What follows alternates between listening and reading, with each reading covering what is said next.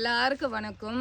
முக்கியமாக விவசாயிங்களுக்கு ஒரு சல்யூட் அடிக்கிறேன் நான். எதுக்கு இதுன்னா, இந்த வீடியோ வந்துட்டு விவசாயிங்களுக்கும் சரி, மற்றவங்க பார்க்குறவங்களுக்கு இந்த மாடி தோட்டம் அதே போல் வந்துட்டு தோட்டம் வளர்க்கணுன்னு புதுசாக ஃபீல்டில் இறங்குறவங்களுக்கும் சரி, நான் இந்த வீடியோ வந்துட்டு ஒரு ஒரு சஜஷனாக இருக்கலாம், ஒரு வருத்தங்களாக இருக்கலாம், சில டிப்ஸ்லாகவும் இருக்கலாம். எதனாலன்னா, நான் இந்த லேண்டு வந்துட்டு செடிக்காகவே வாங்கினேன். நான் செடி நட்டு பழங்கள் நிறைய கொடுக்குற மாரி இருக்கணும்.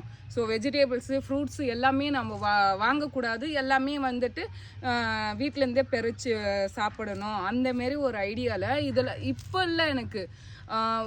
நான் என்ன சின்ன புள்ளியிலேருந்து எனக்கு ரொம்ப ஆசை இந்த மாதிரிலாம் செடி வச்சு நம்ம வளர்த்து அதுலேருந்து பழங்கள் பறித்து சாப்பிட்ணுன்றது ரொம்ப நாளாக ஆசையா. இது ஒரு 30 வருஷம் ட்ரீமும் கூட வச்சுக்கிங்களா.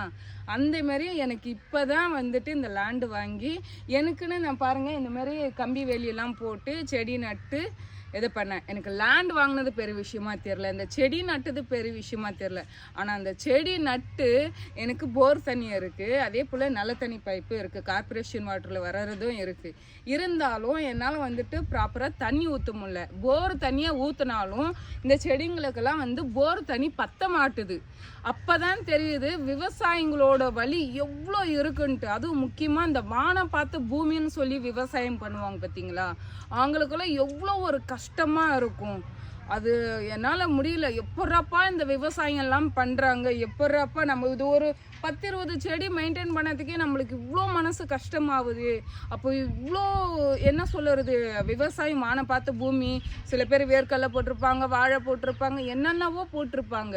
இப்போ அது வச்சு தான் வந்துட்டு அவங்களோட அத்தியாவசிய எல்லாமே போகும், மாடு கண்ணுலேருந்து எல்லாமே போகும். எனக்கு அது பார்க்க ரொம்ப கஷ்டமாக ஆயிடுச்சு. அதனால தான் விவசாயிங்களுக்கு ஒரு நன்றி சொல்லிக்கலான்ட்டு, உங்களோட விவசாயமோ நீங்கள் படுற கஷ்டமோ ஏதோ என்ன சொல்கிறது, தூரத்துலேருந்து ஃப்ரூட்ஸ் பழம் கிடச்சிருது, காய்கறி கிடச்சிருது, அரிசி கிடச்சிருதுன்னு ஈஸியாக காசு கொடுத்து நம்ம வாங்கிடுறோம்.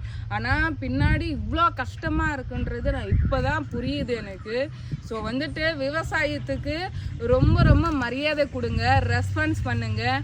ஏதாச்சும் விவசாயி பற்றி ஏதாச்சும் போடுறாங்கன்னா அவங்களுக்கு கண்டிப்பாக கொஞ்சம் சப்போர்ட் பண்ணுங்கள். நான் ஒரு ரிக்வெஸ்ட்டாக நான் சொல்கிறேன். எனக்கு விவசாயி ரொம்ப பிடிக்கும், 30 வருஷம் ட்ரீம்னு நினச்சி நான் இந்த செடிங்கள்லாம் வச்சுட்டேன்.